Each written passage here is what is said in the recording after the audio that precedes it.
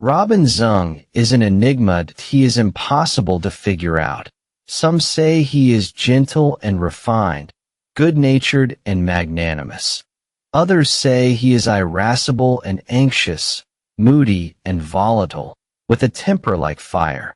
Some say his management style makes the heaviest burdens seem light, ruling effortlessly while the world governs itself. Others say his management is a complete mess. Some evaluate him as a visionary sage, brimming with strategic foresight and unwavering resolve. Others say he is just an ordinary person, and his achievements today come merely from picking one big hit product and betting on one massive track. And no matter how he is evaluated, one fact is impossible to ignore.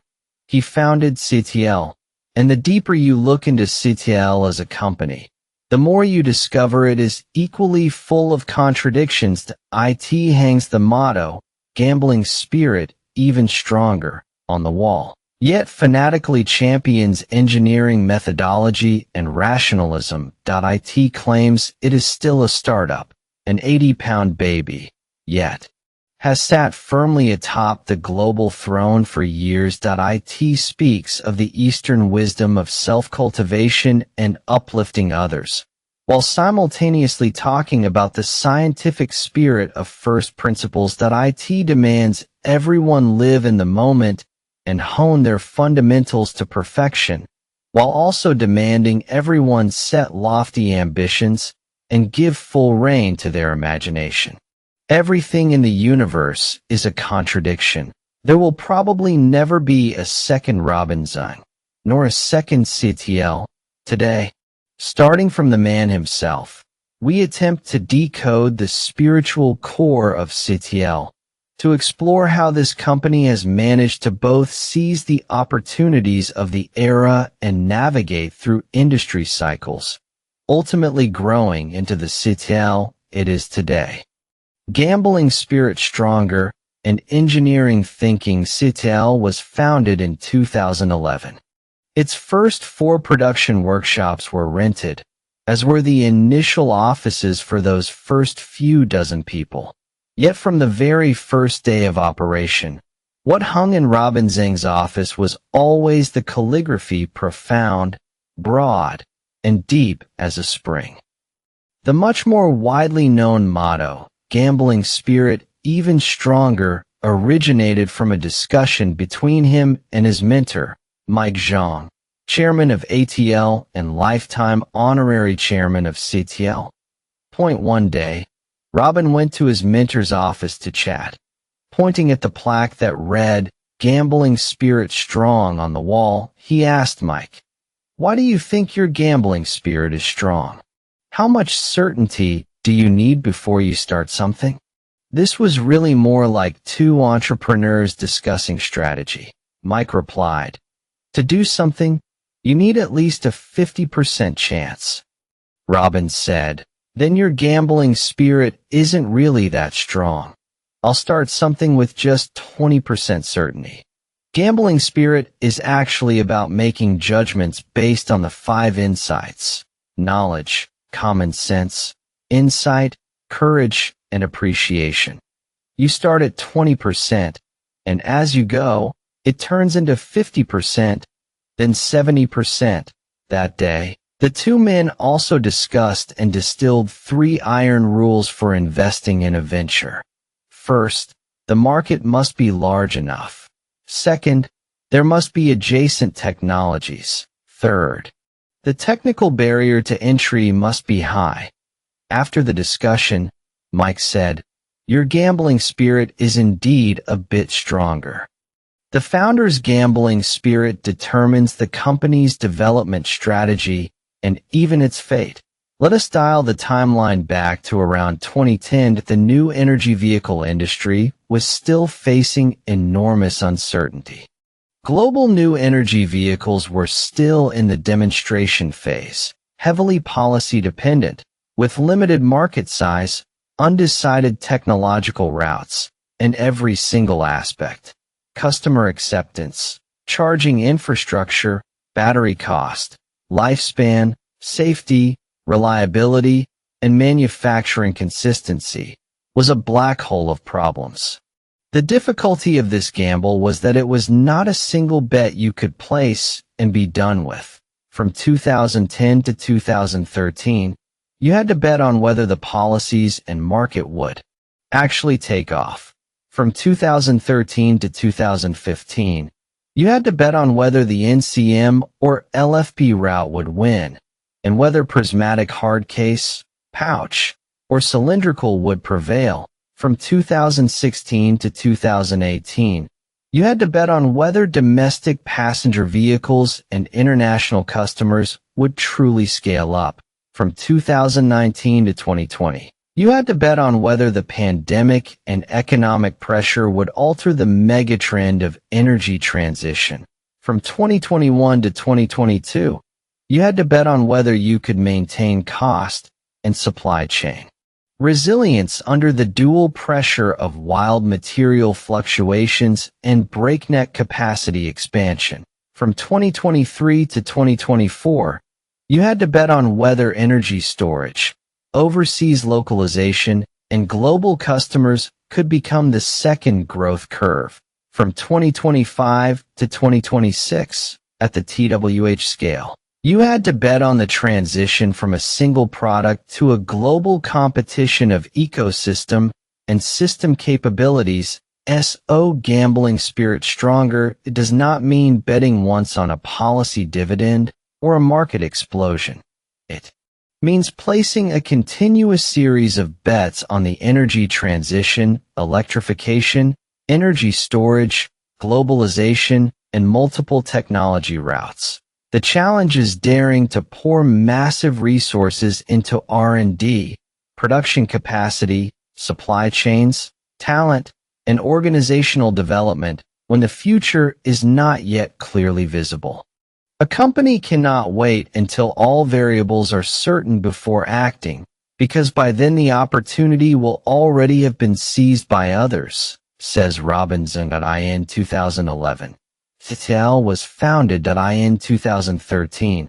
It bet on both NCM and LFP, advancing in parallel on the prismatic hard case battery route in 2018. It successfully listed and initiated building factories overseas. Starting in 2019, it withstood cash flow strains, pandemic controls, economic fluctuations, and soaring raw material prices to expand capacity. Like MAD.in 2020, it achieved a breakthrough in high nickel NCM, raising energy density from 150 Wh/kg to over 250 Wh/kg. In 2020, it realized CTP and CTC structural innovations. In 2022, it launched sodium-ion batteries. In 2023, it pivoted from a battery company to a zero-carbon strategy and began betting heavily on the energy storage business. In 2024, it comprehensively upgraded its product matrix and saw 3 European factories come online. In 2025, it fully embraced AI, saw its battery swap business bloom nationwide, and listed in Hong Kong. In 2026, it laid out a network of 4,000 battery swap stations, with global production capacity exceeding 1,000 GWh. It won every single bet.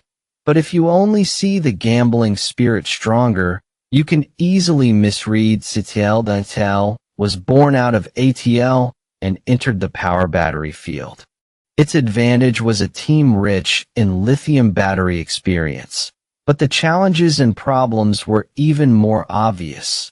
The team's experience was limited to small consumer electronics batteries. The customer standards, quality traceability, change management, and reliability requirements for automotive-grade power batteries were several orders of magnitude higher. Not just CATL, globally, all battery companies' experience in developing and manufacturing automotive-grade large batteries was almost zero. It was truly crossing the river by feeling the stones that in CATL's early startup days. Internal problems such as insufficient fundamental knowledge, rampant empiricism, and unsystematic engineering methods emerged endlessly and cyclically, in Robin Zeng's own words. Having started two companies, one ATL and one CATL, it feels like going from one kind of chaos to another.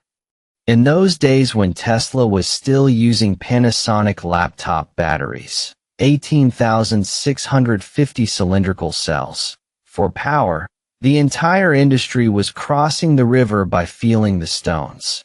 Yet power batteries are a systemic product of high safety responsibility, high reliability requirements, high manufacturing consistency, high cost pressure, and strong customer lock-in that a tiny mistake, multiplied by massive production capacity, translates into customer accidents, brand damage, product recalls, production line waste, costs spiraling out of control, and loss of market opportunities, potentially catastrophic destruction. When the company was relatively small, most people had never made batteries before. Lacking the relevant basic knowledge and professional skills, we had no choice but to make decisions based on past experience, then constantly trial and error, and quickly remedy mistakes. That is empiricism. Leaning on that, we did manage to achieve some results in the past, Robin Zeng wrote in an internal letter. But after several years of development, we now have a certain scale that in the new energy industry. Every company wants to rise up. Nobody wants to be eliminated to so how do we rise up? Robin Zeng's answer. First, we must change our way of thinking and overcome empiricism. Second, we must change our way of behavior and champion engineering methods. In other words, we must shift from doing things by gut feeling in the past to doing things rationally in the future, increasing the accuracy of our work and striving to get things right the first time. When a company goes from small scale to world-class scale, the cost of empiricism rises dramatically. This means the team cannot treat experience as skill or gut feeling as knowledge, or take one past success as the guarantee of the next right move. Otherwise, if everyone keeps relying on guesswork and experience, the company is bound to run into trouble sooner or later. What then is the engineering method? The definition given in Robin Zeng's speech is very clear. Reaching conclusions based on the application of fundamental knowledge, data analysis, mathematical statistics, mathematical models, simulation technologies, and then making decisions and taking actions accordingly. Moreover, it is not only for R&D. Engineering thinking must also extend to all areas such as safety, quality, manufacturing, and processes. The essence of engineering thinking is admitting that a complex system cannot win in the long run by relying on experience and instinct. IT means shifting risks forward, making problems visible, making results verifiable, and standardizing organizational actions. In 2025, CATL's global battery sales volume was 661 GWh. Its production capacity 772 GWh, and its capacity under construction 321 GWh. At such a scale, any tiny inconsistency, process loophole, or quality fluctuation gets amplified countless times by the enormous base that a world-class leader does not become world-class merely by daring to gamble. It becomes world-class by using engineering thinking to keep a colossal system running stably. Engineering thinking is not conservatism.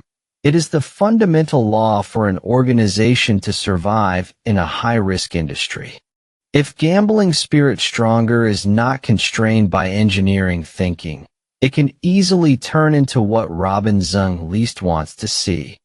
Capacity expansion becoming production line waste, technology routes becoming blind bets, industrial chain layout becoming resource misallocation, innovation becoming a stack of concepts, and high targets becoming organizational burnout. Hence, he says, you must dare to seize opportunities on one hand, while using engineering methods, fundamentals, and processes to realize those opportunities on the other. Therefore, CATL's success does not rest on a single cultural trait. It depends on two traits constraining and correcting each other, daring to bet on the future and engineering the future into reality. Daring to bet on the future means continuously playing your cards in the early industry stage, during the rising growth slope, and in internationalization, energy storage, multiple technology routes, and zero-carbon ecosystems. Engineering it into reality means using scientific spirit, engineering methods, technology routes, product routes, quality safety, and process management to land every card you play. Without gambling spirit stronger, you hesitate when trends are still unclear. Without engineering thinking, you lose control when the trends have already materialized. Gambling spirit gives strategy its aggressiveness. Engineering gives execution its accuracy. Gambling spirit makes people dare to fight tough battles. Engineering ensures those tough battles are won. Wu Kai joined CATL in 2002. The first task he received was to build, from scratch, a safety testing operation that set a precedent for the entire lithium battery industry. Over 20 years later, now an academician of the Chinese Academy of Engineering and chief scientist of CATL, Old Wu still sighs with emotion when recalling that experience. To do the nail penetration test, I carried a hammer, grabbed a handful of nails and a few cells, and went up to the rooftop. I laid the cells out, gave them a jab, and just like Chinese New Year firecrackers shooting into the sky, whoosh, the cells flew down to the ground below. Good thing there was no one downstairs. Why did the nail penetration cause smoke? Why did it catch fire? Why did it short circuit? The more whys we studied, the more experiments we ran, and eventually we figured it out. Perhaps this is another manifestation of CATL's dual genes of gambling spirit and engineering thinking. Today, the fact that this company can manufacture the best batteries in the world would be impossible without generation after generation of engineers like Old Wu, with their constant whys, and let's do the experiment. Engineer and techno-merchant inside the company. Robin Zeng has always defined his own role as a techno-merchant. Yet he emphasizes that a techno-merchant must first be an excellent engineer. In a 2026 speech about scientific spirit, he opened with a clear statement. Today, I hope to share, from an engineer's perspective, how CATL views technology and innovation. The root of CATL is the spirit of the engineer. Robin Zeng says his thinking on this has never wavered. We do not blindly chase after the so-called newest, biggest, or most fashionable things. Instead, we face problems honestly, respect the laws of nature, and rigorously verify results.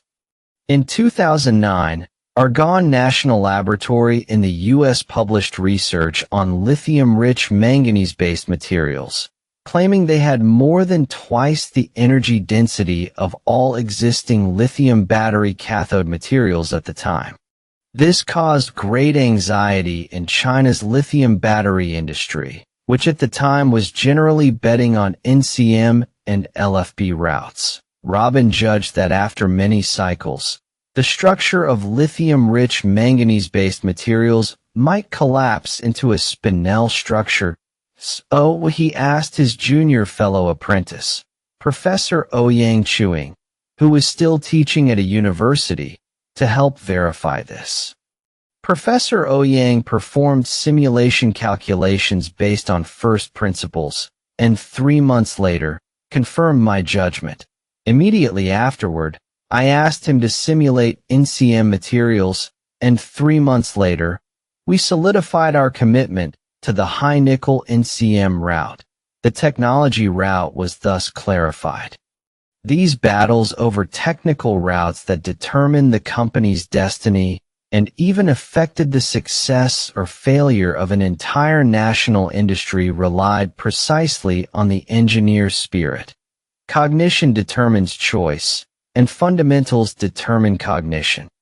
So what qualifies someone as a true engineer? Robin Zeng believes they must possess at least 3 points: have scientific spirit, and be persistent about falsification. When an engineer designs a product, they tend to assume the product itself is correct and may gradually become blind to the truth. Only falsification can bring you closer to the truth. At CATL, when someone proposes a new technology, our first reaction is not just excitement. More often, we ask, under what conditions could it go wrong? In 2016, the state introduced policies granting large purchase subsidies for fuel cell vehicles. Commercial vehicles were the first to scale up, with annual sales breaking 1,000 units that year, and the outside world believed fuel cell vehicles were entering a phase of substantive marketization. This caused great worry, even panic, inside CATL. Many engineers wondered, have we bet on the wrong technology route? Does the company still have a future? During one meeting, Robin Zeng started from the most fundamental principles of physics and chemistry to demonstrate why this technology route would not become mainstream. Thus, he demanded everyone advocate for simplicity and independent thinking. He sternly opposed the engineering team following others like sheep. As insiders, why are we getting confused by the outside world? Because we lack independent thinking, we don't know where the key issues lie, and we aren't willing to put in the effort to research. As a result, we can only echo what others say. So he demanded, back to the original. Make independent judgments based on first principles. Don't let outside concepts and gimmicks lead you by the nose. Getting shaken just because you hear the state might support a certain route shows you lack your own judgment. The root cause is insufficient knowledge, common sense, and insight. For the full year 2025, China's fuel cell vehicle sales totaled 7,797 units. In 2014, China's new energy vehicle sales began to take off, growing more than threefold that year. Power batteries became a hot commodity, scarce and desperately sought after by automakers.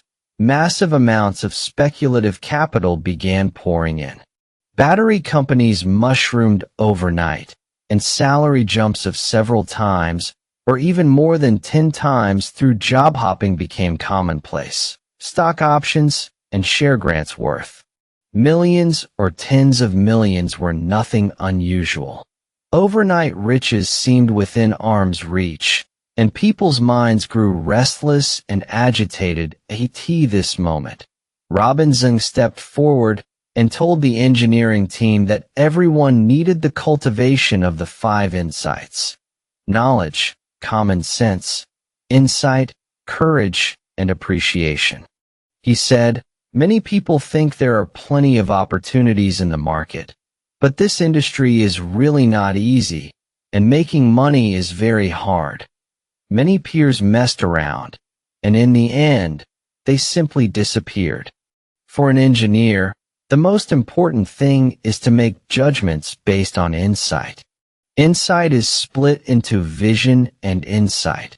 Vision is the big picture field of view, grasping the overall direction of things. Insight is penetration, seizing the advantage or characteristic of a thing. Missing either makes success difficult. In the end, he summarized, many people have seen the direction of new energy vehicles. Why is it that after jumping in, some make money and some lose money? Because their insight differs. If you want to stay in the new energy industry, CATL might not be the absolute best choice, but it is definitely one of the best choices. In 2013, there were about 40 power battery companies in China. After 3 years of frenzied expansion, this number reached over 200 in 2016. By the full year of 2025, only 52 companies had recorded vehicle installations, with the top 10 holding a combined market share of 94%, as small and medium-sized players continued to exit. However, while the engineer spirit can solve technical problems, its limitations are equally obvious. Only interested in technology, but lacking a sense for products, projects, costs, markets, and finance. Robin Zeng summarized 3 points. First, a pure engineer spirit can easily fall into the self-indulgence of doing technology for technology's sake, unable to pull away, while neglecting to turn technology into products and commodities. When the company was relatively small, by relying on this engineer-style head-down hard work, the company did achieve some results. But when the scale expands and you enter world-class competition, mere technical passion is far from enough. Technology that cannot become a product has no value. It is a serious waste of R&D resources. You must turn technology into products. Only taking the technology route or product route is not enough. You must also take the commodity route, making the product cost competitive. Otherwise, if it's too expensive and customers cannot afford it, we simply cannot grow. Second, they fail to consider the overall picture of the 3 routes, often stopping at the technology route. Inside the company, Robin Zeng repeatedly emphasizes the 3 routes: technology route, product route, and commodity route. No matter how good the technology route is, you can't sell it for money. You also need a product route, meaning safety, reliability, and manufacturability. Once all that is done, you need a commodity route, meaning whether the cost, value, and so on can be accepted by the market. If the market doesn't accept it, it cannot become a commodity and you cannot get anything in return to feed yourself. Third, they bury themselves in drawing blueprints without looking up at the market, cut off from practical application and blind to the customer. Robin Zeng cited several typical past mistakes made by engineers. Designing a pack without understanding the overall vehicle frame and torsional conditions, leading to cracked housings and water ingress. Designing an electrical box without considering the customer's actual lifting methods, causing airtightness issues that he pointed out that many people make the mistake of being delivery-oriented rather than application-oriented when making products. An engineer disconnected from the customer will stumble no matter how solid his technical skills are. An engineer who doesn't understand costs, customers, and markets may produce something technically brilliant, but it may not necessarily be competitive in the market. These hard lessons are the real-world motivation for CATL to upgrade its engineers into techno-merchants. Respecting objective laws, rigorously verifying technology, and making products safe and reliable are the first 3 steps safeguarded by the engineer spirit. What the techno-merchant must accomplish is the crucial final leap from product to commodity. When discussing why CATL, despite starting relatively late, could surpass companies from Europe, the US, Japan, and Korea to become the world leader, Ouyang Chuing, co-president of CATL's R&D system and executive deputy director of the 21C Innovation Laboratory, gave the answer. Compared to the Japanese and Koreans, we work harder. Compared to Europeans and Americans, we have rich industrialization experience. Working harder is the fighting spirit of the engineer. Industrialization experience is the marketization capability of what Robin Zeng calls the techno-merchant. This can be said to transcend engineer thinking. Technology is not the end goal.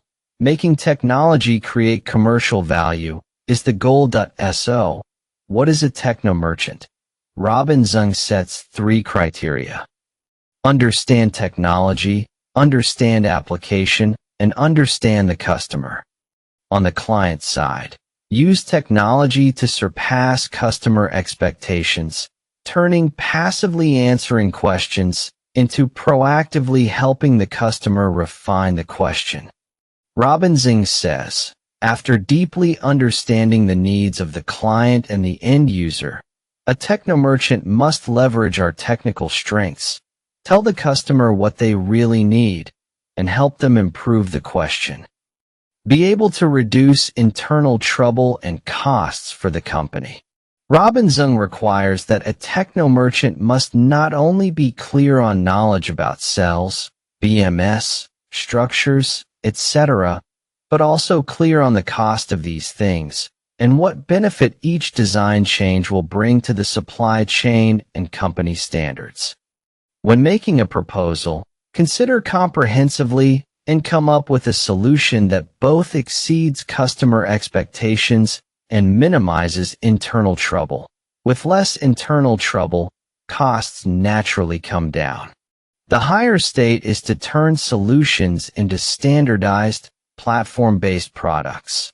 The most powerful thing about platforms is that they can solve problems in the vast majority of scenarios. So the people who build platforms are the most formidable. Because platforms can consolidate the customer's present and future, explicit and hidden customization needs into standardized solutions, exceeding customer expectations while dramatically lowering internal costs. This requires both the technical depth of an engineer and the business insight of a merchant. Only by fusing both into one person can technology truly transform into a competitive commodity. Only then is one a qualified techno-merchant. Robin Zeng's pursuit of platforms ultimately materialized into today's flagship products, including the Qilin, Xinxing, and Xiaoyao in the power battery system, the Chocolate and Qiji in the battery swap system, the Tianheng in the energy storage system, and the Bedrock chassis that can be directly integrated onto vehicles. Although the names are diverse, they share one common trait. A single product can be simultaneously used across multiple models from multiple brands. He values differentiation and premium. He says, whether to engage in a business mainly depends on what differentiation the product has and whether it can provide unique value to the customer. He demands that we must capture a premium from the market, including a technology premium, a quality premium, and a brand premium. Transforming technological advantage into market premium is the signature skill of the techno-merchant. Zhao Fenggang, now co-president of the R&D system, was the first head of R&D at both ATL and CATL in 2002. He desperately wanted to buy an imported piece of experimental equipment that IT wasn't expensive. $70,000 that he negotiated with the supplier many rounds, and each time the boss, Robin Zeng, would grit his teeth but still couldn't bear to spend the money. No choice. Back then we couldn't even pay salaries on time.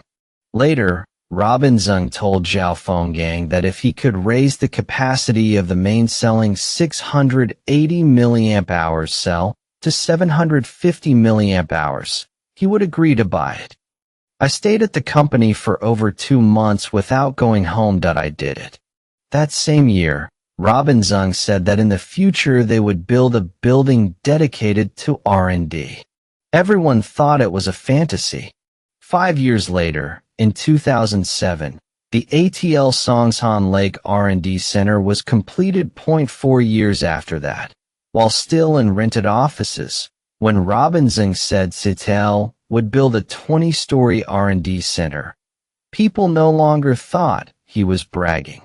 One year, while attending a symposium for private entrepreneurs in Beijing, Robin Zeng heard a story. The gist was that in Chongqing, at Kaohsiamen Dock, there was a porter, a member of the Bang Bang Army, who felt that carrying loads all day was too exhausting.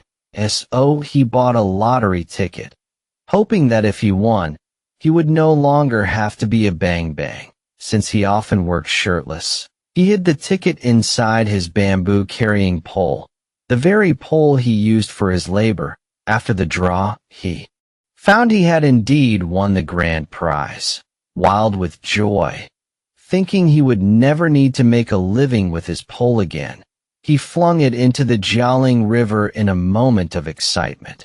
Finally, he realized the lottery ticket had been inside the pole. Both were gone. From then on, when discussing R&D layout, Robin Zeng often uses the carrying pole and the lottery ticket as metaphors. When laying out R&D, you must not lose either the carrying pole or the lottery ticket.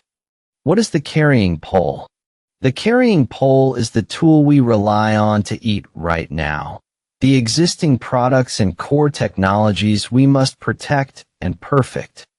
Thus, in Robin Zeng's words, the carrying pole is the rice bowl on which the company survives. On one hand, we must first make our current products more perfect and more competitive. This is our rice bowl. We must protect it. In his article, A Brief Discussion on R&D Layout, he pinpointed what CATL's carrying poles are: the lithium-ion batteries, condensed matter batteries, sodium-ion batteries, perovskite batteries, and other new lithium batteries we are currently working on. These are known quantities, refinements on the foundations laid by predecessors.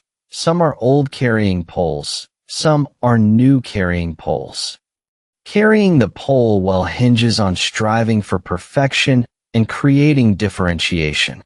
Robin Zeng says, looking at the actual situation, our carrying pole is still not solid enough. For example, the SEI film. We have been researching it for over a decade or two and still haven't completely figured it out. Therefore, he sets clear demands for the R&D team. We must work harder, push our technology and products to the extreme, and create differentiation from others. For basic research related to the lithium battery field, our understanding of the principles must also be the clearest and most thorough.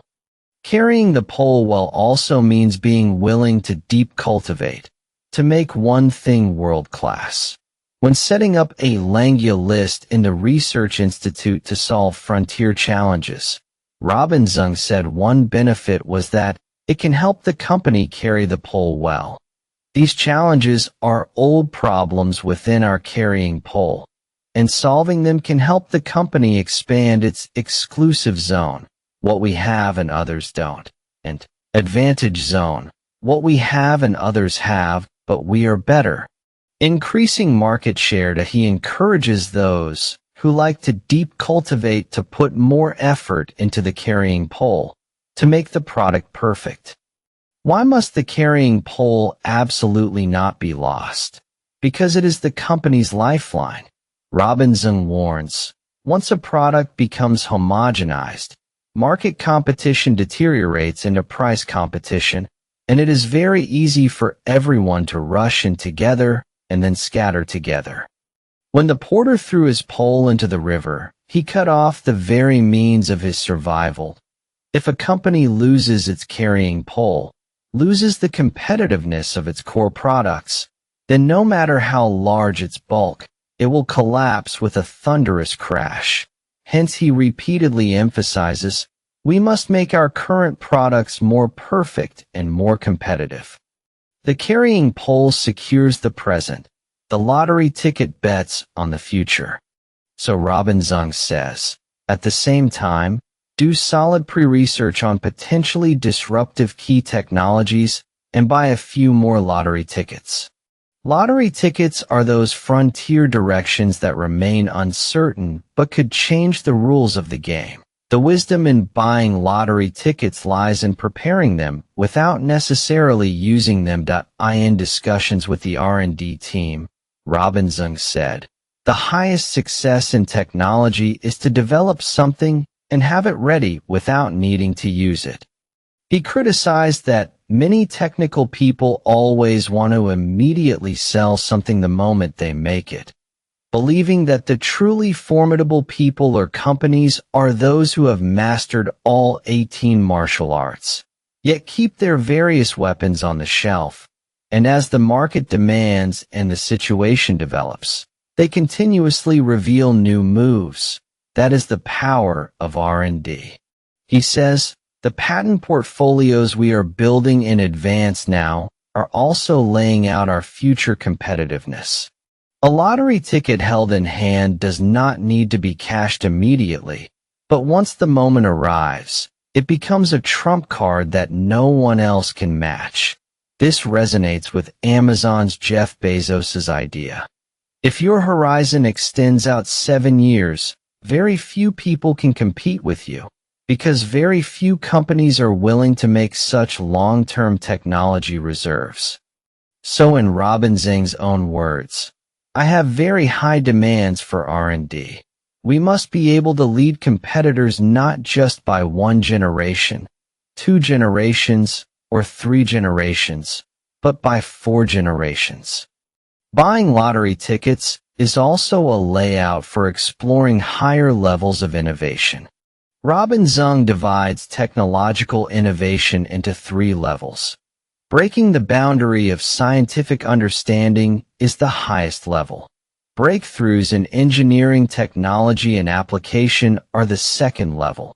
Improving and refining existing technology is the 3rd level. He believes that most of CATL's past innovations were at the 3rd level, making existing products safer, higher performing, lower cost, and easier to mass produce. Yet he also demands that the company dare to explore higher level innovation, creating disruptive technologies and products. Buying lottery tickets, in essence, is placing an advance bet on achieving higher level breakthroughs. Steady one hand carrying the pole that puts food on the table, the other hand clutching the lottery ticket leading to the future. Once you grasp the logic of the carrying pole and the lottery ticket, you understand why CATL invested 4 billion yuan in 2021 to establish the 21C Innovation Laboratory. And you also see the purpose behind the company's 3-tier R&D system. The top tier, the 21C Innovation Laboratory, is responsible for cutting-edge basic research and next-generation battery development, including projects with R&D cycles often spanning 5 to 10 years or even longer, solid-state batteries and electrolytes, lithium-air batteries, lithium metal anodes, new cathode materials and electrolytes, and future pack systems. The middle tier, the CTR and Research Institute, handles applied R&D. Among them, the EVC, Electric Vehicle Cell Development Department, handles cell development for a 1 to 3 year horizon, and the BSD, Battery System Development Department, handles current pack design. The lowest tier, the Product Development Department, handles engineering, directly interfacing with automotive customers to work on mass production solutions, processes, and delivery. Through our R&D layout on the carrying pole, leading now, and lottery tickets, leading in the future, and continuous innovation, we must not only achieve technological leadership now, but also maintain leadership into the future, meeting customer needs with differentiation and guiding the industry toward high-quality development. Otherwise, once a product becomes homogenized, market competition deteriorates into price competition, and it is very easy for everyone to rush in together and then scatter together. Everyone in the new energy vehicle industry knows that even when the battery market was at its most fiercely competitive, Robin Zeng was always the staunchest opponent of price wars, and CATL was the supplier that held its pricing the firmest. This confidence stems precisely from doing a good job on the carrying pole, while simultaneously having sufficient confidence in the lottery tickets it holds. With only a carrying pole and no lottery tickets, a company will be disrupted when technologies shift. With only lottery tickets and no carrying pole, a company will starve to death first. Thus, for a company, it must possess both the patience to take the known to its extreme and the courage to boldly bet on the unknown. Neither can be missing. The dialectic of the carrying pole and the lottery ticket ultimately lands on people, putting the right people to do the right things. Robin Zeng encourages everyone to find something that makes them always delight in it without ever growing weary. Those who like deep cultivation should put more effort into the carrying pole, making the product perfect, because seeing your own product installed in a car that sells like hotcakes will give you a huge sense of achievement. Those who like doing frontier R&D should put more effort into lottery tickets, because exploring the unknown is very exciting. He stresses, you must be honest with yourself, follow your heart's true choice. Whether you choose to carry the pole or buy lottery tickets, set a long-term ambition and focus on deep cultivation. Today, it has become an industry meme that the lights of the CATL headquarters building in Ningda still blaze brilliantly at midnight. But few know that this tradition took root 20 years ago in CATL's early startup days. After work, team members would either do experiments or study patent literature, rarely heading home before 11 or midnight at the time. The location in Dongguan's Bama was still very remote, so every night, deep into the night or in the early morning hours, Robin Zeng would drive the company's only car, a Honda Accord, and drop his brothers off at their homes one by one. Ham and eggs, and light bulb and engine from the very start of the venture to this day. Robin Zeng always calls his colleagues his brothers. Whenever he talks about his expectations for his brothers, Robin Zeng likes to make two analogies. There is a dish called ham and eggs. For the chicken, it contributed an egg that is called involvement. For the pig, it contributed a leg that is called engagement. The chicken contributes one egg. It participates, but nothing vital is harmed, and it can withdraw at any moment. The pig contributes a leg. It commits, leaving itself no retreat, staking life and death on the matter. He hopes everyone doesn't just give an egg, but gives a leg. If everyone can give engagement to the company and the work, then the company is blessed, and the individual is blessed. The other analogy comes from something he saw Jack Ma say. If you need encouragement from others to shine, at most you are a light bulb. We must become engines, influencing others to shine, and then naturally you are the core. He was deeply moved and told the team, no pain, no gain.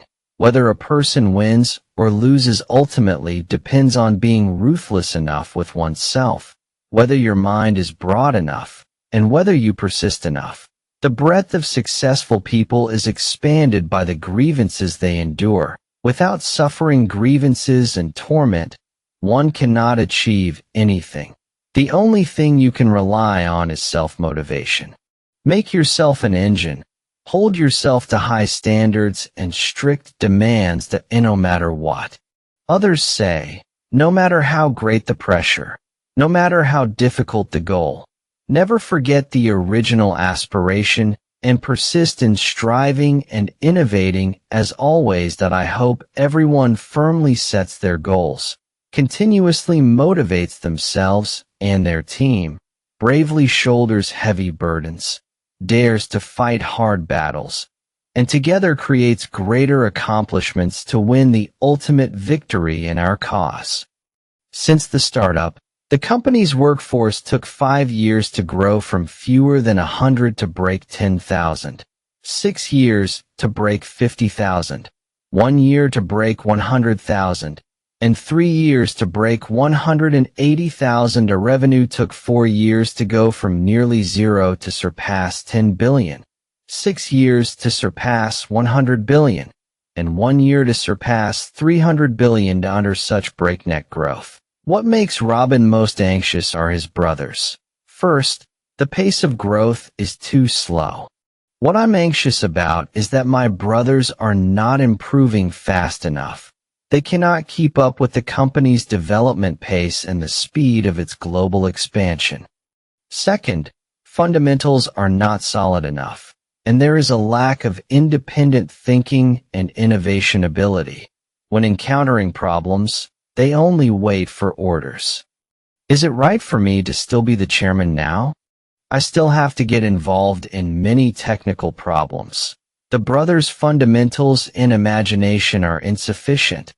In many projects, when problems arise in technology and design direction, the brothers don't have enough ideas of their own and rely on us old guys to give them ideas. Then when the project succeeds, they think they are really awesome. Third, a short-sighted mentality is common, valuing short-term gains and lacking a long-term career ideal of striving. When the stock price goes up, people think it's great that I can get some shares, and they kind of feel like they are just hitching a free ride. This is a mistaken mindset. Brothers' short-sightedness. This is what I dislike most. Right now, many brothers basically have an employee mentality. Make money here today, and who knows where they'll go tomorrow. This is exactly the type that lacks ambition and constantly makes new empty resolutions. Robin Zeng sighs. I've been teaching for many years, and I feel very defeated. So in an article he personally authored, titled, As the Mighty Waves Surge, Only Then Do True Heroes Emerge, he wrote, Let the timid retreat. Let those hitching a free ride get off the bus. True strivers must study diligently, take the initiative to learn rapidly, and learn mindfully anytime and anywhere, rather than waiting, relying on others, and asking to be given. Ham and eggs is a matter of attitude. Light bulb and engine is about motivation. That is, self-drive. The lack of an owner's mentality and self-drive is what worries Robin Zeng most and makes him feel powerless. An incident inside the company in 2020 only compounded this sense of helplessness. Due to a technology upgrade, a batch of equipment was phased out from the production line. Per the usual practice, it was to be sold through an intermediary buyer as second-hand equipment to second- or third-tier battery factories. That IT should have been a straightforward matter, but because it required coordination between several departments, problems arose. Over the course of nearly a year, the departments passed the buck and shirked responsibility back and forth, with email chains building up dozens of floors deep, while the equipment sat in the warehouse rusting and gathering dust. It was only when Robin Zeng personally stepped in to oversee the matter that the equipment was finally sold, at a price depreciated by more than half compared to a year earlier. Robin Zeng lamented, conflicts between departments never end. When there is credit to claim, everyone rushes for it. When there is responsibility to take, everyone pushes it away. Matters that don't concern oneself are hung high and ignored. For anything, find the boss. The boss pushes desperately, while the team stays in place. The landmark event of that year was Tesla's Shanghai factory coming online, and CATL becoming its supplier, causing a sensation in the industry. From that year onward, the company would see both its stock price and performance go into a double frenzy. Also that year, there were over 400 people at the manager level and above in the entire company, and over 40 directors and department heads with the authority to report to the boss. Robin Zeng. It was in that very year that Robin Zeng said, "There are some people I haven't seen even once in an entire year." Today, those two numbers are 5,000 and 500. What can be used to constrain, drive, and motivate these middle layers, and then enable them, in turn, to constrain, drive, and motivate these 180,000 employees? Perhaps the only hope rests on the emergence of more and more Hammond engine type employees. The work attitude of Egan light bulb type employees is exactly what Robin Zeng repeatedly criticizes within the company. Mr. SOSO, who works carelessly and sloppily, muddling along, with errors and omissions riddling their work. Afraid of making mistakes, afraid to take responsibility, and always eager to shift blame. After messing something up, they say, "This is not my fault. It is that department's or the other department's fault." The source of their motivation is external seeking. Many people like to receive recognition from others. This is very arduous and very fleeting. He uses an analogy. If you want your girlfriend to recognize you, you have to rack your brain to make her happy. One day if her expression turns sour unexpectedly, you even think you did something wrong. That it's just like if Robin Zeng comes today and praises you for doing a good job. You might be happy, but it hasn't changed the fact of whether what you made is good or not. In contrast, Hammond engine type employees will dare to shoulder responsibility, will throw themselves in wholeheartedly, and do everything they can to get things done. Their source of motivation is internal seeking. They are self-motivated individuals. They set very high standards for themselves, are often dissatisfied with themselves, and thus constantly push themselves forward. Robin Zeng says, "I hope everyone's internal self-motivation accounts for at least 80% to 90%, so your strength will be enormous, and you will become a true striver."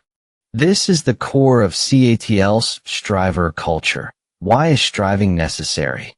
Back when CATL was founded, Robin Zeng judged that the growth slope in the consumer goods market is relatively flat, but after entering the automotive and energy storage markets, the growth slope might be more than 3 times steeper, extremely fast.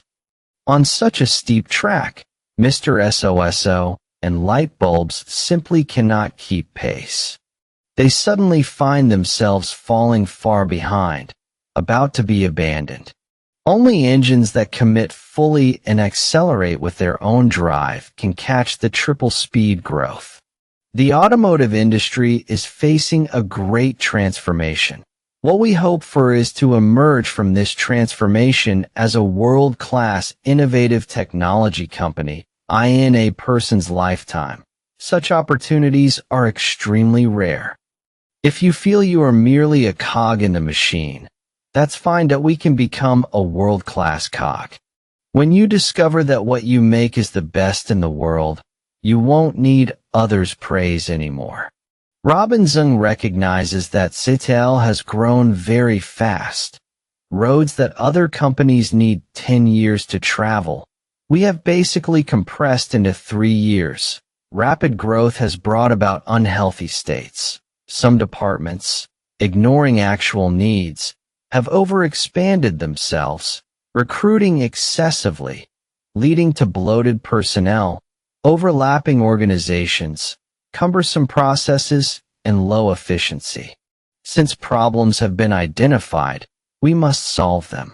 Robin Zeng began to take action. He said it is necessary to build a mechanism where people can be hired and let go, promoted and demoted. The veteran employees of CATL evaluate the boss with an almost surprising unanimity. The boss is someone who deeply values relationships and loyalty. Toward those who have followed him the longest, he is most tolerant and accommodating. However, in the past 1 or 2 years, some strange changes have started to stir within the company. Employees suddenly noticed that many company veterans who had worked there for over a decade, department heads with high positions, great authority, and substantial fortunes, were beginning to retain only their rank and compensation, while the role of department head was being handed to the subordinates under them, people much lower in rank, seniority, and age. Let those who can strive go up. Let those who cannot strive go down. Creating a mismatch between rank, seniority, and the actual authority in one's hands is an excellent way to stir up a stagnant pond. Huang Shilin, one of CATL's founders, summarizes the company's success with 3 points. First, continuous innovation. Second, hard work. Third, serving customers with a customer is God attitude. This third point may be the one the outside world finds hardest to agree with. Bribing the customer and exceeding expectations. Whenever the topic of customer relations comes up inside the company, Robin Zeng often uses the phrase, bribing the customer. But this bribery is definitely not that kind of bribery, commercial bribery, that in discussions with project managers, Robin Zeng said, we bribe customers not with price, but with value. By penetrating into the customer's essential needs, we reconstruct our solutions and delight the customer. He believes that in the once-in-a-century transformation of the auto industry, sometimes even the automakers themselves are not entirely sure where the direction lies. The specifications customers give are not necessarily as immutable as the Bible. He gives an example. Suppose a customer wants to buy a module. After fully understanding their needs, I tell them, what you need is not a module, but a pack that is good and also saves you money. Similarly, different customers have different needs. For luxury car clients who are not sensitive to cost, we accelerate charging, increase range, and extend the warranty. It's like buying coffee and spending a little extra to add milk and sugar. What you drink becomes a smooth, fragrant, sweet cup of coffee. Offering a superior solution that exceeds the customer's original request. This is the concrete form of bribing with value. The customer gets not the plain black coffee they ordered, but a cup of coffee that surprises them, sweeter and more delightful. Behind value bribery lies the fundamental distinction from price. Robin Zeng says, price is what the customer pays. Value is what the customer gets. He criticizes that many people only talk about price as soon as they sit down with a customer, and the talks are agonizing. He advocates guiding the customer to focus on creating higher value through some innovative ideas and methods. Wouldn't that make the discussion easier? Relentlessly conceding on price is cheap ingratiation. Letting the customer get more in value is high-level bribery. In his view, CATL must capture a technology premium, quality premium, and brand premium, rather than resorting to price cuts to beg for orders. That is the dividing line between value bribery and a price war. The most brilliant move of value bribery is to bribe the customer technologically, turning the customer's technical staff into your allies. Robin Zeng says, when convincing a customer, Ideally, you should also bribe them technologically. That is, you need to let the customer's engineers understand clearly what a good battery really is. Turn them into experts in this field. Do you think they wouldn't support you then? He also uses the debate on cell standardization as an example. Around 2010, Tesla pioneered the use of small cylindrical batteries for automotive power. Most global automakers, out of a herd mentality and supply chain management inertia, hoped that all cells in the world could be standardized into small cells so they could compare prices apple to apple. But Robin Zeng judged that this is simply not the sweet spot of product performance and cost, and argued with customers for a long time. At the time, many within the company advised him to just do what the customers demanded. But he said, "Your position cannot outweigh what is right. Technology must help customers achieve business success.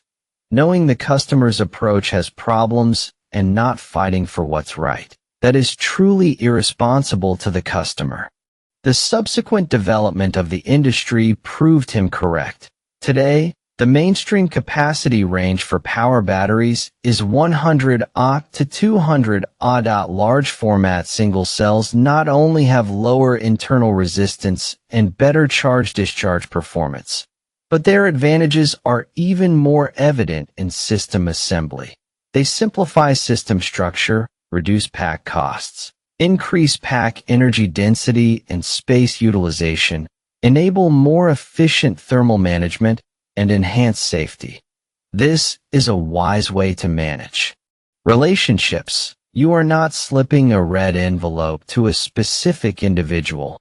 You are using your expertise to elevate the customer's understanding, turning them into an insider. When the customer truly understands what a good battery is and what a good solution is, they will naturally identify with you and support you from within. This kind of bribery is not only compliant, but also earns the customer's gratitude. What it builds is not a backroom relationship of benefit transfer, but an above-board relationship based on professionalism and trust. The end goal of bribing the customer with value and technology, Robin Zeng believes, is to exceed customer expectations. Let exceeding customer expectations become everyone's unremitting pursuit. At the same time, he emphasizes, the prerequisite for managing customer expectations is to be able to see through the customer's expectations to find the real needs behind them. There is a pitfall here. People often mistake meeting customer expectations for meeting customer needs. If we do not evaluate customer expectations, or if our evaluation is not rigorous enough, and we directly process them as needs, then after a lot of hard work and toil, we will end up making a product that the customer does not need. The final outcome is a lose-lose situation. Meanwhile, when it comes to managing customer expectations, many people think it means lowering customer expectations. Robin Zeng hits the nail on the head. Lowering customer expectations is itself a problem. A reduction in the customer's expectations of you means your competitiveness is weakening, and the likelihood that you will be replaced in the future increases. This is an expression of a company's self-centeredness. Historically, companies that have done this have basically found it difficult to last long, that we must constantly keep this warning in mind. Therefore, the purpose of managing customer expectations is not to lower them, but to find the customer's real needs from their expectations, and to help the customer efficiently achieve business success. If the customer succeeds, we can survive in the long run. How to do it? Combining the customer's needs, we fully bring our professionalism to bear, integrating various factors like current technological maturity, safety, and reliability to support the customer in achieving their goals in a safer, lower cost, and faster way. In 2021, China's new energy vehicle market suddenly exploded, tracing a growth curve 1.5 times the previous year. For CATL, even though it had made advance arrangements in capacity and supply chains several years earlier, when faced with orders flying in from automakers like snowflakes, it was still caught off guard. Inside the company, delivery delays, which in the past were serious enough to count as a project accident, became routine and commonplace. Arrogance also became an unshakable label pinned on Company C by the outside world starting from that year. That year, on CATL's internal forum, Voice of the Times, a post solicited examples of arrogant attitudes toward customers. The following classic quotes were voted to the top. "Didn't I already tell you this long ago? We have always been like this in the past. Ningda is also like this. Go ask our boss. How could this be our responsibility? It must be caused by a problem with your product. I just don't have capacity right now. Right now, this is how it has to be arranged. I don't know about this. This is not my responsibility. There's no way around it. We are the industry standard. What the standard says is up to me. You don't understand. I've been in the lithium battery industry for over 10 years. I don't need you to teach me." Robin Zeng began to reflect. This year, customer satisfaction has seen a relatively large decline. Worse still, the most dissatisfied are mostly major clients. Why are we drifting further and further down the path of being customer-centric? Is it because our capabilities are insufficient, our standards have loopholes, or something else? Some believe we are the top player among Chinese new energy companies, and many of us fancy ourselves as the bellwether of the lithium battery world. The more it was said, the more we ourselves started to believe it was true. As a result, many people slacked off, became negligent, and started sitting around waiting for customers to come knocking, asking us for cells. His criticism grew increasingly severe. In projects, we also ignore what the customer wants and only tell them what we can do. Even when communicating technical solutions with customers, we are this arrogant. Such behavior astounds the customers and shames the management. In terms of cost, we have always been persistently high, becoming the arrogant supplier in the eyes of customers. In customer service, we are again plagued by all sorts of manpower shortages and capability gaps. In an internal letter, Robin brought up for the first time the term big company disease. In the minds of many customers, CATL's spirit of active hard work and striving is gone, replaced by self-satisfaction, numbness, only considering what we ourselves can do, and never considering the customer's needs. We have contracted a severe case of big company disease. Problems are not scary. Not knowing that a problem is what's truly scary. For example, when a customer comes for an audit, according to our standards, some issues are not problems, but according to the customer's standards, they are problems. The customers have world-class technology, products, and services, and their requirements for suppliers are also world-class standards. It's not because the standards differ. It's because we set low standards for ourselves. Robin Zeng's prescription is abandon arrogance, maintain reverence, stay humble. Please, everyone, hold reverence in your hearts and remain humble. Always remember your identity as a supplier. Continuously meet the differentiated needs of customers in technology, quality, delivery, and other aspects, and truly exceed customer expectations.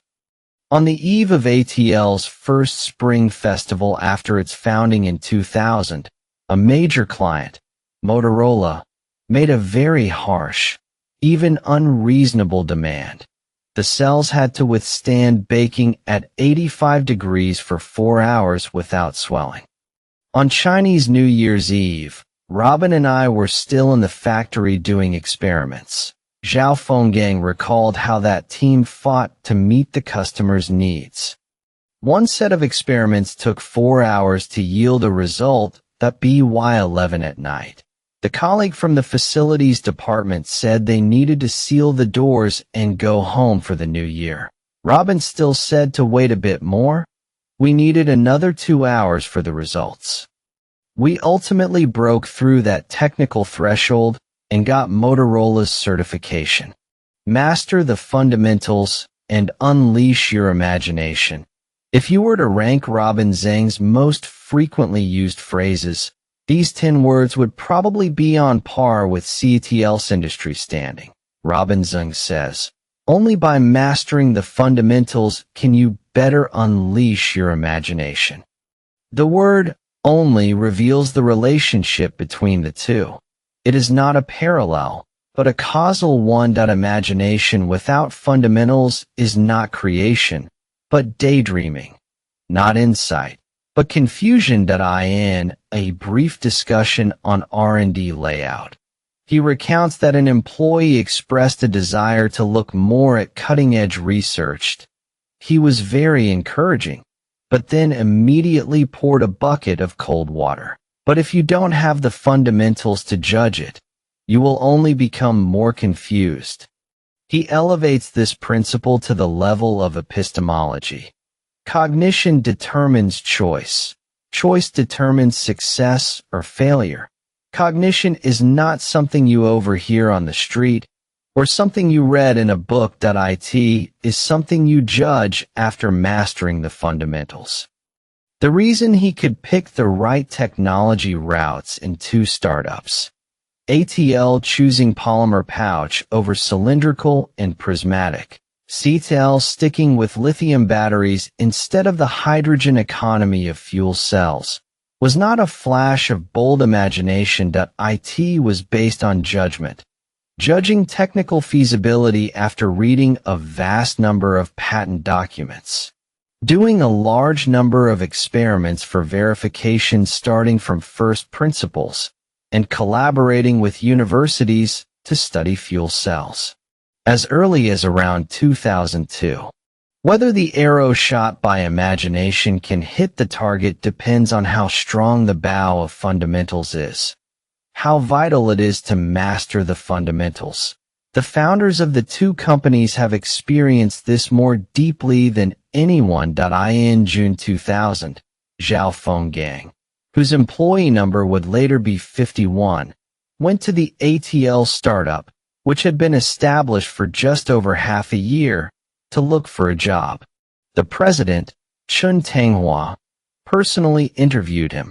During the interview, the president said something that nearly made the interviewee spit out a mouthful of water. "Look, the batteries we make can actually charge normally." Zhao Fenggang thought to himself, "Isn't this ridiculous? What battery can't charge normally?" This startup team's understanding of batteries was indeed that shallow, and their technical strength was considerably weak. Not a single person understood batteries. Nobody had even studied electrochemistry. I was the only one who came somewhat close, having studied chemistry. That was until he met Robin Zeng. In the few months since the company was founded, this man who called himself a shipbuilding major, who didn't even know what a battery was, had plowed through over 350 research papers and over 170 patents on lithium batteries. In an era when China's lithium battery industry was practically a blank slate, these documents were almost entirely in English. Only after studying a vast amount of material did I truly understand the principles and technology behind batteries. Later, armed with this knowledge, we overcame numerous technical challenges and made products with a certain degree of competitiveness, Robin Zeng says. This is not the kind of martial arts novel story where you meet a great master, obtain a secret manual of supreme techniques, and overnight stand atop Mount Hua.it is more like the real-life modern reflection of Bodhidharma facing the wall for 9 years until he broke through the wall. The latter better fits the operating logic and the laws of this world. Just as Robin Zeng says, if you don't understand a concept and don't delve deeply into it, if you can't figure out its connotation and extension, you will stay muddled, and that is very dangerous. So we must still study humbly and diligently, to clearly and thoroughly figure things out. Back at the interview scene, what made Zhao Fenggang resolve to stay at this tiny company of just over 20 people was Chun Tanghua and Robin Zeng telling him, with dead seriousness, "We are going to become a world-class company. Once you master the fundamentals, you can unleash your imagination." Behind this sequential order lies Robin Zeng's understanding of fast and slowed in CATL's early startup days. He judged that once lithium batteries expand into the automotive and energy storage markets, the growth slope could be more than 3 times steeper than now. In such steep growth, the biggest danger is not insufficient imagination, but fundamentals that can't keep pace. Therefore, he demands everyone set high goals and drill the fundamentals until they are rock solid, because only with a thick foundation can you handle triple speed growth, and only then will you have the spare capacity to unleash imagination and seize opportunities that in other words, your fundamentals determine how much imagination you can bear. With unstable fundamentals, the faster you run, the harder you fall. This is also why, when China's new energy vehicle market in 2016 ended 2 consecutive years of threefold growth and began to slow, even experiencing negative growth in 2019, Robin Zeng instead expressed gratitude for the market cooling and new energy winter. "I thank heaven for giving us an opportunity to re-examine our individual fundamentals and the company's fundamentals. Mastering the fundamentals is not an empty slogan. It can be broken down into specific, trainable, accessible, and accountable concrete capabilities at the technical level. Fundamentals are the hard skills of engineering." Robin Zeng says, "No matter whose product it is, for automotive grade or energy storage grade applications, the never-changing requirements are performance, safety, and reliability. Doing DFMEA, PFMEA, and the like properly is each of our fundamentals. Process technology, equipment technology, after-sales monitoring, FA, data analysis, automation, as well as BMS technology, testing technology, statistics technology, and reliability technology are also the never-changing key technology competitiveness. At the operational level, fundamentals are the ability to use certainty to seek victory amidst uncertainty. Faced with layers of uncertainty in the lithium battery industry, packaging form, chemical system, market demand, Robin Zeng's answer is, what leads to uncertainty must be certainty, and the greatest certainty is our own fundamentals. He demands every department first figure out exactly what fundamentals they should possess, and then make incremental daily progress to build these real skills. He uses driving as an example. Knowing how to drive and being familiar with traffic laws is a driver's fundamentals.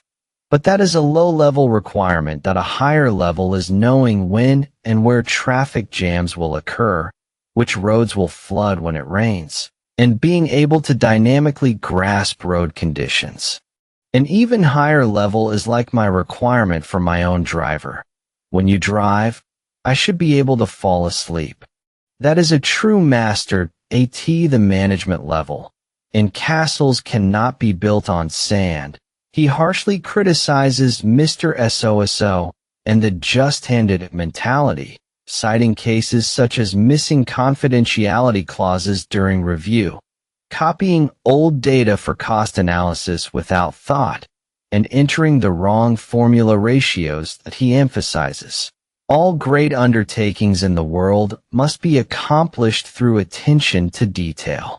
If our foundational work is not solid, it is like building a castle on sand, and no matter how tall or beautiful we build it, collapse is inevitable. At the personal level, he encourages young people to be a bit ruthless with themselves, hold themselves to a bit higher standard, so their growth will be a bit faster. To become an expert in a certain field requires 10,000 hours of practice. This process is very grueling. He gives an example. A certain colleague who started doing abuse testing 3 or 4 years ago was in great pain at first.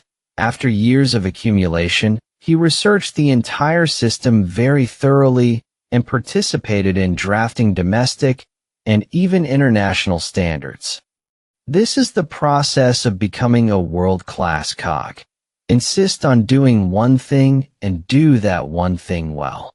Insist on doing one thing to a world-class level in a segmented area, and the entire company's level will have the foundation to reach world-class.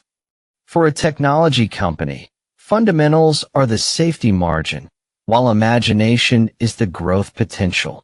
Fundamentals determine how steadily you can walk. Imagination determines how far you can go. Without adequate fundamentals, you won't dare to imagine, nor will you be able to imagine, and even if you do, it will be wild fantasy. The starting point of imagination is independent thinking. Hence, Robin Zeng encourages everyone to have free thought and an independent spirit. He stresses that when making judgments, you must back to the original. Return to the thing itself to see what advantages or characteristics it truly has, and gradually cultivate the habit of independent thinking. Imagination also means not being bound by fixed patterns. Robin Zeng frequently tells the cautionary tale of Nokia. All Nokia phones used only 4 battery models. Limiting the battery dimensions limited the imagination of engineers when designing phones. Apple, on the other hand, first made the appearance and functionality perfect, and only at the end made the battery fit the design. The things you focus on first differ, and so the results are very different. When doing a project, never let yourself be constrained by what the customer says, or by traditional practices. Imagination is the safeguard for continuous innovation. In his article Sustainable Innovation, he defines innovation as changing the original way of thinking and doing things, emphasizing that the life cycle of today's products is too short. The era of relying on one single move to conquer the world is long over. We need to learn fast, master the fundamentals, and unleash imagination in order to continuously innovate. Imagination is not the patent of a chosen few. You can innovate anytime, anywhere, in products, production, operations, management, organization, systems, processes. There is room for improvement everywhere. He even reminds people that innovation can also prevent cultural ossification, and cultural ossification is devastating for a company. When CATL was founded, it was, in Huang Shirlin's words, a 3-no company. No people, no place, no product. 3 years later, in 2014, its revenue exceeded 3 billion yuan, surpassing nearly half of all A-share listed companies at the time. A year later, it directly broke 10 billion yuan, surpassing nearly 90%. 2 years after that, it topped the world in power batteries. A year later, it sped through its IPO approval. 3 years later, its market cap broke 1 trillion yuan, stock lockup periods. expired, and countless millionaires, 10 millionaires, and billionaires were minted. 4 years after that, it listed in Hong Kong, minting even more countless millionaires, 10 millionaires, and billionaires, while the vast majority were basking and reveling in this sudden feast, sizzling like hot oil poured on flames. A few grew ever more worried. The 80-pound giant baby and world number one. According to Robin Zeng's recollection, about 2 or 3 years after CATL was founded, Mike Zhang said to him with great concern, "CATL is a newly born baby, but it already weighs 80 pounds. It's very dangerous, because you can't raise it that it can die very easily." Ever since then, the 80-pound giant baby has been Robin Zeng's pet phrase. The giant baby is his sternest warning to himself, and also his most sober, most repeated self-positioning of CATL. Why giant baby? Because from the outside, its size and mass seem huge, but whether in skeleton, organs, or mind, it is still far from mature at the time. Inside the company, big company disease was beginning to show. Externally, in terms of competitiveness, it relied entirely on its peers' foil. The market depended on the nurturing of industrial policy. Add to that the favor of capital and the flattery of the outside world, and the final result was very big in size. But its mind had not caught up at all that in 2017, CATL's revenue broke 300 billion yuan for the first time, and it submitted its listing application. An atmosphere of restless agitation quietly spread within the company. Everyone could smell the scent of imminent wealth, and in their hearts, they simply could not suppress that stirring impatience. Robin Zeng began to step forward and rap against this atmosphere. He said, "We are still a startup company. 4 or 5 years ago, Mike said CATL was already an 80-pound baby. Now, it is 8,000 caddies, 80,000 caddies. Why can we still survive? It's actually all a bubble, because electric vehicles still cannot compete with gasoline vehicles." His logic: how difficult it is to push a new product onto the market. Ideally, its performance should be twice that of the existing product, and its price should be half that of the existing product. Only then can you cross the hurdle of consumer habits. Although in that era, electric vehicle manufacturers were still stuck in the quagmire of losing money on every car they sold, it was very clear that the new energy vehicles of the time could not stand toe-to-toe with gasoline vehicles in either price or performance competitiveness. That what's more, that year's sales of fewer than 1 million units were still achieved under massive state subsidies. In 2017, the overall penetration rate of new energy vehicles in China's auto market increased by nearly 1 percentage point over the previous year, but it was still only 2.7%. Globally, the figure was an even more pathetic 1.3%. Thus, Robin Zeng felt that CATL was not only shouldering a heavy burden with a long road ahead. From now until 2020 is a very important trial period. Whether CATL can truly become a sustainably developing company hinges on these few years. It was even perilous. Can this 80,000 caddy baby grow up into an adult, or will it die in the process of growing up? Whether we can survive is still hard to say, because to survive, in the end, we still must compete with gasoline vehicles. In 2019, CATL topped the world in power battery shipments for the second consecutive year, and it would most likely remain number one for the foreseeable future. The outside world began to compare this company to Huawei, hyping that CATL is China's second Huawei. Robin Zeng again stepped forward to pour cold water on everyone. Everyone, Please wake up that we are not Huawei. Huawei is in a mature industry, in a phase of steady development. Whether it's technology, products, market share, or profits, they rank among the very top. We, on the other hand, are in the initial stage of an emerging industry as of now.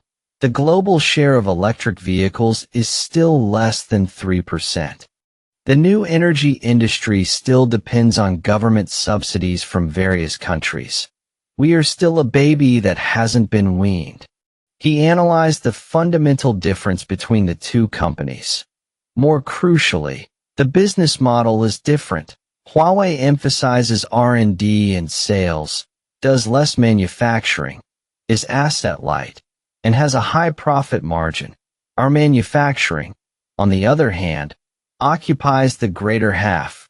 Manufacturing is a vital link in our comprehensive competitiveness. The battery industry is characterized by a huge market scale, heavy assets, but thin profit margins. Cost control is a key point to success. The onlookers see the spectacle. The insiders see the doorways.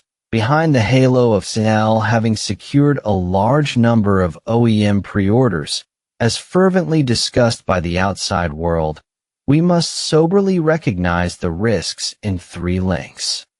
He warned everyone. First, the company must be able to ensure massive capital investment into manufacturing going forward. Second, we must ensure that our products in the coming years can achieve the anticipated cost reductions and technology improvements. Third, ultimately, we must see whether the customers can sell the products as expected. Many see the surface halo, but perhaps only the head of the household can see the crisis slowly approaching. In 2019, new energy subsidies began to taper off, and the entire industry wailed. That year, China's new energy vehicle sales ended nearly a decade of high-speed growth and turned negative. The stock price of the power battery leader CATL was cut in half, starting from 2015. This company's free cash flow had been hovering around break-even, occasionally dipping into negative territory. Construction in progress soared from $2.7 billion in 2016 to $20 billion in 2019. In simple terms, it withstood the pressure, borrowed like crazy, built factories, and expanded capacity. In 2020, China's new energy vehicle sales ended their negative growth, increasing 10% year-on-year. In parallel, CATL's revenue that year was 50 billion yuan, only 5 billion more than the previous year. In hindsight, CATL had navigated through a small low-tide cycle during these 2 years. But the market gave the company no further chance to cool down. In 2021, China's new energy vehicle sales surged to 3.52 million units, a 1.5-fold increase year-on-year. The entire industry plunged once more into a carnival season.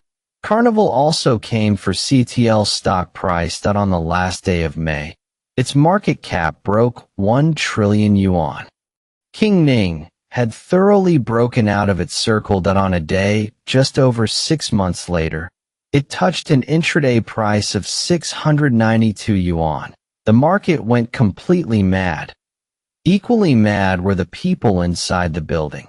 Facing the daily upward soaring candlestick charts, it is very hard to keep one's mindset stable for those who had received original shares at 1 yuan apiece. Throughout the entire year of 2021, the most frequently opened app changed from CATL's internal communication software to Flush. After every market close, they would silently calculate in their hearts how much their own and their colleagues' net worth had risen again.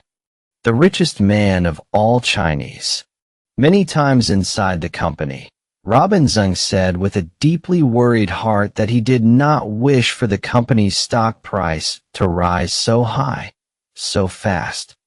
The brothers have no heart to strive anymore. But the mighty torrent of the world surges on, and it was no longer something that even King Ning could steer. What Robin Zeng could do was to establish the goal of world number one and push the team to continuously break through. The giant baby is a sober assessment of reality. World number one is an obsession toward the future. These are two sides of the same coin.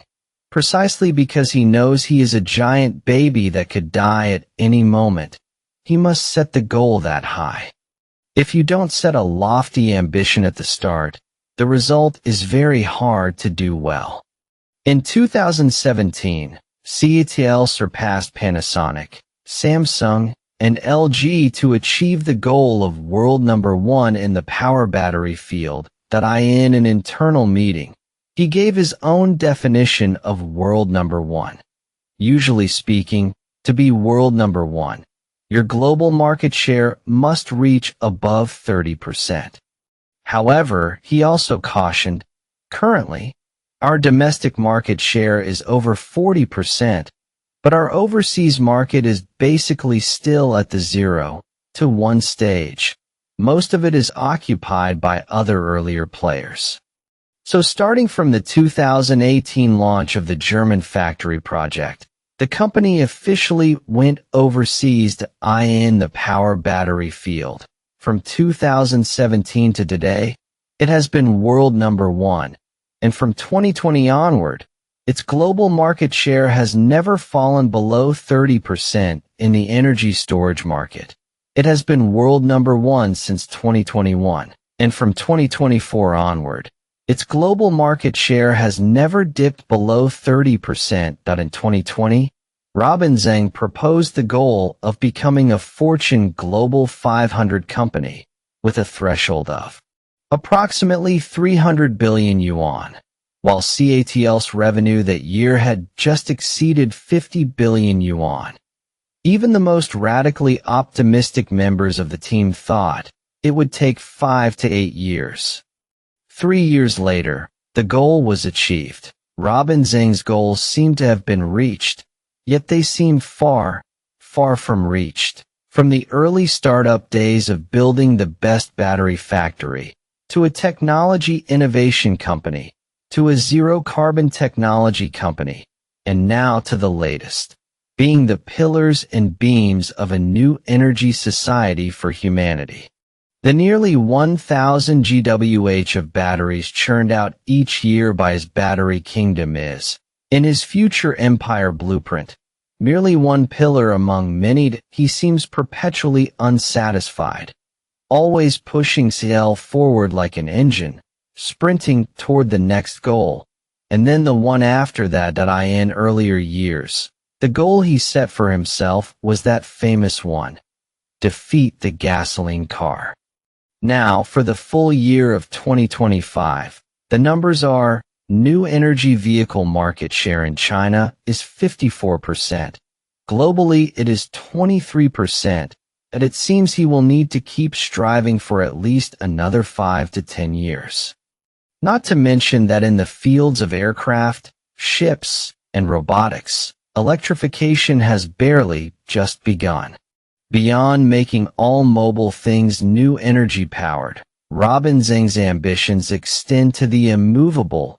In his vision, all factories, and even industrial parks, residential communities, entire cities, and the fiercely contested AI computing centers of leading nations could all be remade through green energy and zero-carbon solutions. And he and his CATL would be not merely the equipment and material supplier for this grand scheme, but also the general contractor and builder, even the developer, and perhaps the operator once the transformation is complete. So the outside world says this company wants to become the infrastructure company of the new energy society. Perhaps that perspective is still too small. The entrepreneurial partners who have fought shoulder to shoulder with him for a decade or two evaluate Robin Zeng as supremely intelligent, diligent, and studious, growing at lightning speed, valuing innovation, obsessively technical, and possessed of extreme strategic vision. Yet they also say, never mythologize him. He is also an ordinary person who has gone through countless moments of pain and confusion along the way.